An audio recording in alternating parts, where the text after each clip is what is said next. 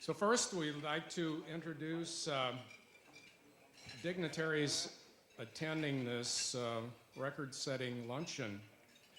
So first, from the County of Dorr, the Chair of the Board of County Supervisors, Dan Austed. Dan?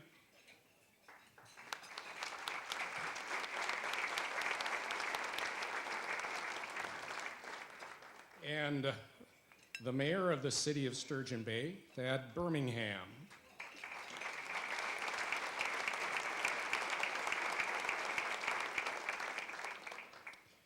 The State Representative from our district, Mr. Gary Buys.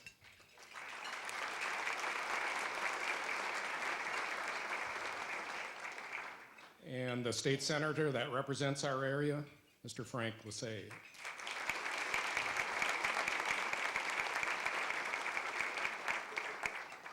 A special guest with us today is Miss Dorr County, Cora Bodwin.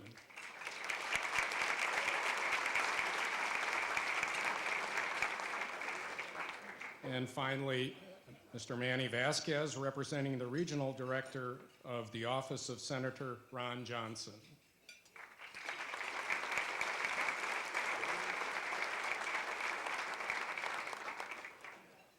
You have a little tent at each of the tables that has the logos of our meeting sponsors on it.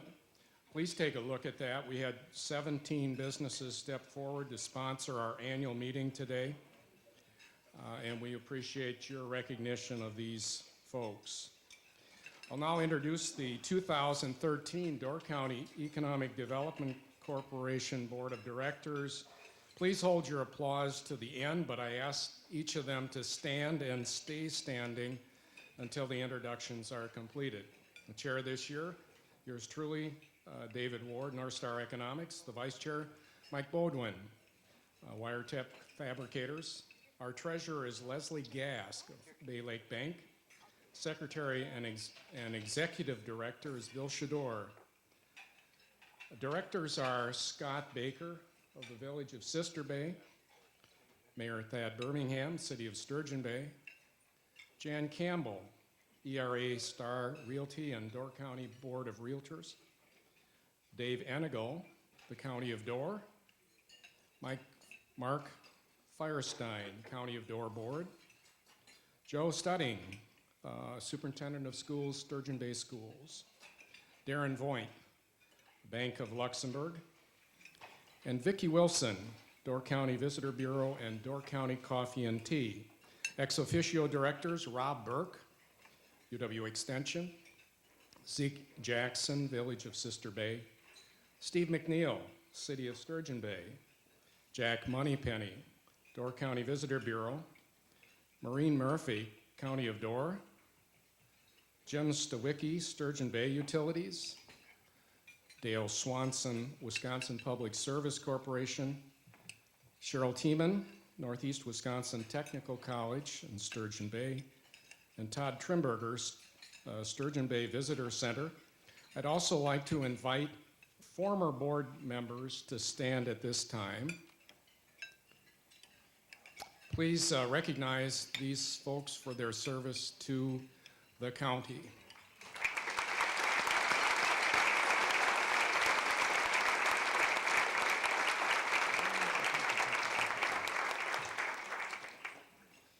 As I stated earlier, this year marks the 25th anniversary of the Dorr County Economic Development Corporation, so this is a big celebration for us. From that task force recommendation to a fledgling organization to a mature 25-year-old organization that serves as a model for others around the state. We've come a long way over the years.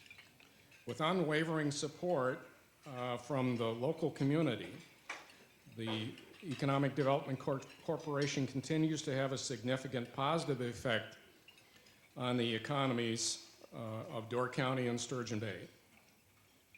That fact has been recognized by the City of Sturgeon Bay, the Dorr County Board of Supervisors, Governor Walker, and Wisconsin Assembly. Today, Monday, April 14th, 2014, is Dorr County Economic Development Corporation Day in the state of Wisconsin. County of Door, and the City of Sturgeon Bay. And DCEDC also received a commendation from the Wisconsin State Assembly, compliments of Representative Buys and Senator Losay. At this point, I would ask those folks to come forward who have a role in the commendation: the governor, Senator, Assemblyman Buys.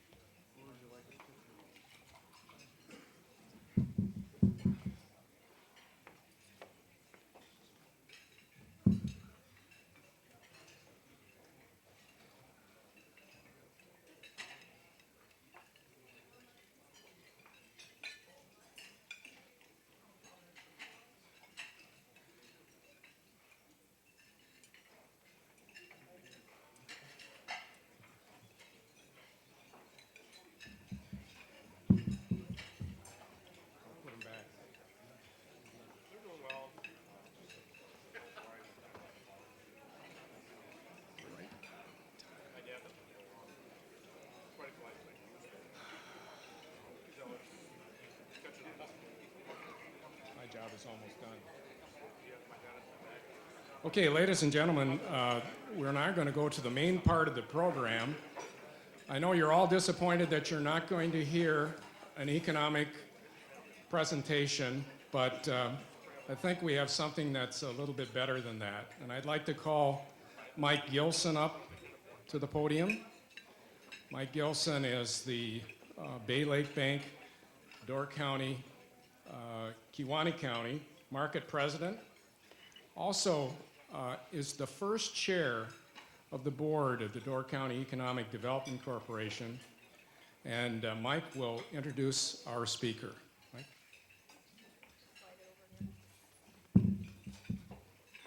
Good afternoon. Scott Walker grew up in the small Wisconsin town of Delavan. The son of a pastor, Scott had the spirit of service instilled in him at an early age. He was involved in sports, band, church, and achieved the rank of Eagle Scout. In 1986, Scott moved to Milwaukee to attend Marquette University. While still in school, he worked for IBM before leaving school in his senior year to work full-time in development for the American Red Cross. Scott was elected to the State Assembly in 1993. While there, he chaired several committees and authored important pieces of legislation. In 2002, Scott was elected Milwaukee County Executive to reform county government. For 8 years as county executive, Scott faithfully kept his promise to spend taxpayer money as if it were his own. On January 3rd, 2011, Scott Walker was inaugurated as Wisconsin's 45th governor.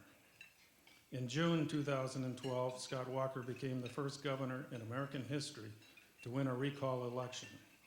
He won the recall election with more votes and by a higher percentage than he had won in 2010. Governor Walker is married to Tonette, and they have 2 sons, Matt and Alex, who are both in college. The governor and his wife are active members of their church in Wauwatosa and remain active with numerous charitable programs. Please welcome Wisconsin Governor Scott Walker.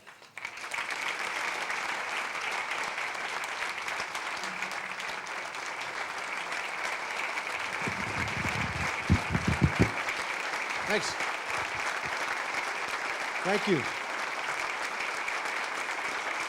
Great to be with you. Thank you. Thanks. Well, happy 25th. Seems like, doesn't seem that long ago, except we were just talking at the table. Miss Door County is actually 19. So like my sons are 18 and 19. I guess that does seem like a while back, although I can remember about 35 years ago coming up here often. When I was a kid, my great-grandmother, Llewellyn, lived up the hill from Wilson's in Ephraim. In fact, she lived in a mother-in-law apartment. My grandmother's sister was married to a dentist by the name of Farmer, who had retired from his practice in Whitefish Bay, Wisconsin, and moved up and had a little semi-shop, if you will, that he still did a little dental work on. And my great-grandmother Llewellyn lived to be just over 100, just up the way there, down from the two churches along the road past there. And so each summer we'd come up to see her and spend most of our time down at Wilson's trying to get some ice cream and meet some kids our age. So it's always fun to come up. In fact, Dave, I think one of the times on one of our Harley trips, I think we stopped up there along the way as we went through some of the great state parks here along the way. So it's an honor to be back in Sturgeon Bay and back in Door County. I don't know what it is about it, but it seems like half the time I come here, I bring some sort of crazy weather. I remember for one of the ribbon or groundbreakings we did, I thought I was, going to be Noah because we had so much rain for one of the events we had up here, and it was raining pretty good. And today we get a little bit of, I think as the day's done, we might get all 4 seasons in one day, the way things are going. Although with some of the flooding we were worried about yesterday around the state, I guess in a way snow instead of rain maybe it's not such a bad thing, at least for a day or so. But that's what's great about Wisconsin. It's always changing. And I'm going to spend a little bit of time today talking about where we've been, but more importantly, where we're at and where we're headed. And then I'll watch the time here because I'm going to take some questions at the tail end. They gave me 5. I'm going to try and squeeze about 10 minutes worth of questions in because this is a great crowd. I'm sure there's some interesting questions here as well. And then at 1:03, so I'm going to go right before 1 o'clock because WDOR has got me live at 1:03 talking about what you all are doing here. So I'm going to scoot out the door on our way out, and then we're going to head to Oshkosh for another jobs announcement. That's one of the great things about this job is it's never the same. I started out in Madison. I was down in Milwaukee at Marquette University signing a bill into law. I'm here now in Oshkosh. I'll be later in Green Bay and yet in Madison still tonight. So it's jumping around the state. It is a tremendous state. It's a great state filled with amazing people doing incredible things across the state of Wisconsin. And it's such a joy to be with you here, be with a lot of the local officials from the city and the county. My 2 friends, Frank Lissay and Gary Bies, who are great allies in the state legislature, appreciate their support. Particularly want to call out Gary because he's put in a tremendous service to not only this district but this state. Many of you know is serving his last term, retiring from the state assembly. Let's give Gary Bies a big round of applause for his many years of service.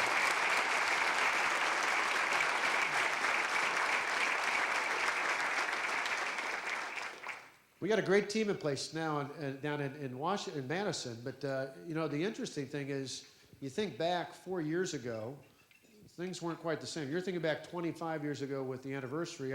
I think back to 4 years ago, what we were facing when I was applying, because that's really what it was. It wasn't an election. I was interviewing for a job, which was to be the CEO of your state government. So as I traveled here and around the state of Wisconsin, I was talking to the voters, you, the hiring committee, to see who would be the next chief executive officer of our state government. And at that time, we faced some pretty big economic and fiscal crises in the state.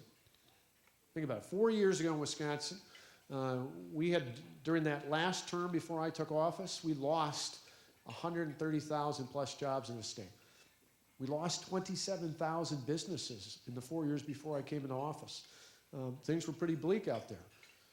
We had a budget deficit that surpassed $3 billion. And as I think about tomorrow, it was particularly timely to think about this. We're seeing in the past taxes going up.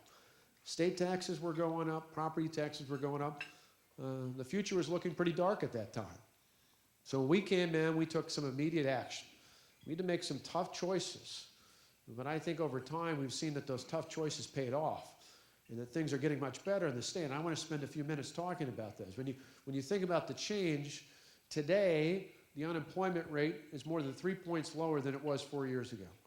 Instead of losing 133,000 jobs, we've gained more than 100,000 jobs. Instead of losing 27,000 businesses, we've gained almost 17,000 net new businesses in this state. And that's particularly important as you honor some of your employers here today because you all know that government doesn't create jobs, you do. The people of the state create jobs. And so one of the exciting things I love about that net new business number, I had a target of 250,000 new jobs by next year. But along with that, I also said 10,000 or more net new businesses. We've surpassed that. We're at almost 17,000 net new businesses. Why is that important? Well, if you take those 17 or so thousand, just under 17,000 new businesses we've had over the last 3 years, And on average, some will do more, some will do less. But if in the next year or so they each add up to 10 new employees, you add that to the more than 100,000 new jobs we created, you see we surpassed 250,000 jobs. So those jobs just don't come out of anywhere. They come out of employers. They come out of companies like Hatco that have grown here, 65,000 square feet expansion, 340 employees right here in Door County. They come out of Pro Products and Bay Shipbuilding and others out there, great employers here and across the state of Wisconsin. So we want to make it easier for employers to grow. Part of doing that means, again, particularly timely as we think about this week, we took a budget deficit of $3.6 billion and turned it into a surplus of almost $1 billion. And what do we do with it? What do we do with it? Well, because we paid off the bills of the past, remember we came in not just with the deficit, but with some pretty big bills that were past due. The previous governor had taken about $1 billion out of the state transportation fund. We pushed that back. There had been a raid on the patient compensation fund. We paid that back along with interest. We even owed the state of Minnesota. Can you believe this? We owed the state of Minnesota almost $60 million.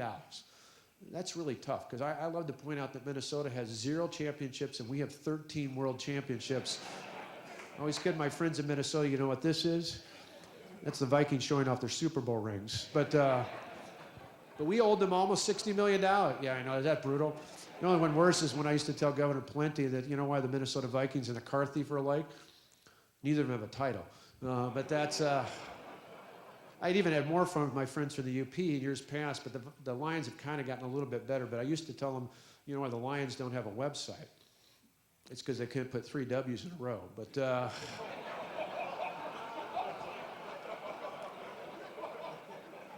okay, not to leave the Bears out.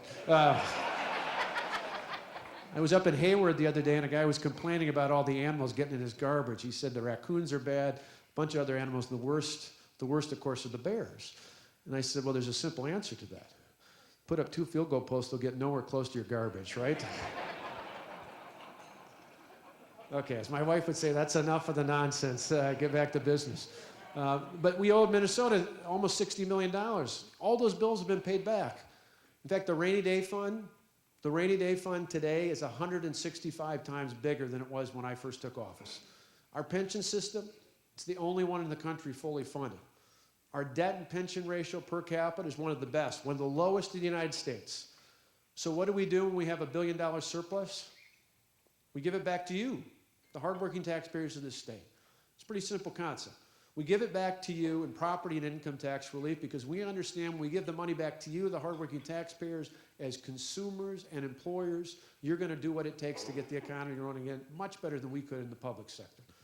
And that's what we're excited about. I hope if you haven't yet, tonight you better be working on your taxes, but if you've looked at your taxes, hopefully you've seen last year in the budget, we lowered income taxes for everyone who pays income taxes in the state. Every income bracket has gone down.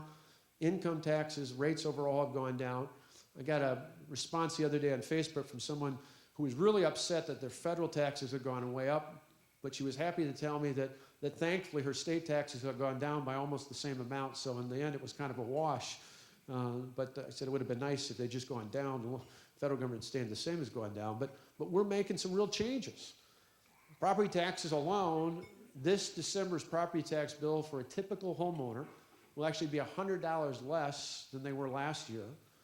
And that means in December of 2014, your property tax bill for that typical home will actually be less in 2014 than it was in December of 2010. How about that? Is that a pretty good turnaround from where we were 4 years ago? My goal going forward is in 2018, when David introduced some of the folks that mentioned one of the references which to the realtors, but it should apply to anybody, but realtors know this about as well as anybody out there, that one of the biggest barriers to people, particularly young people, young couples, young families starting out, wanting to live the American dream, one of the biggest aspects of that is owning their own home. One of the biggest barriers in the past has been property taxes. Then property taxes escalating. Same thing with businesses, small businesses trying to grow or new businesses trying to start out. Well, we're actually going to see lower property taxes in 2018 with our plan than we saw in 2014, which means they'll be lower than they were in 2010. Can you imagine 8 years after taking office, property taxes will actually be lower? Who would have thought that just 4 years ago? But that's exactly where we're headed. And so we're doing that because we want to help more people, more employers, more property owners, more people live the American dream and employ other people to help along with that process. In addition, we've taken on some other issues as well. You know, more people are working. In fact, we've had the largest private sector job